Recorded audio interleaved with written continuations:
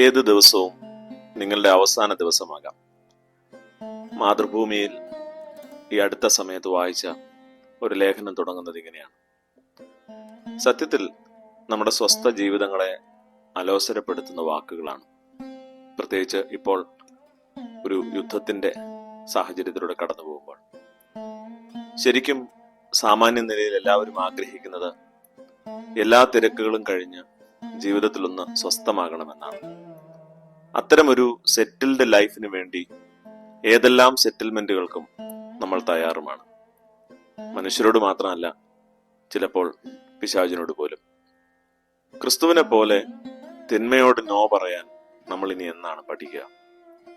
തിന്മയോടുള്ള അത്തരം ചെറുത്തുനിൽപ്പിന്റെ ഒരു ലാഞ്ചന പോലും ഇല്ലാത്ത നമ്മുടെ ജീവിതങ്ങളൊക്കെ സത്യമായും എത്രമേൽ അക്രൈസ്തവമാണ് അല്ലേ?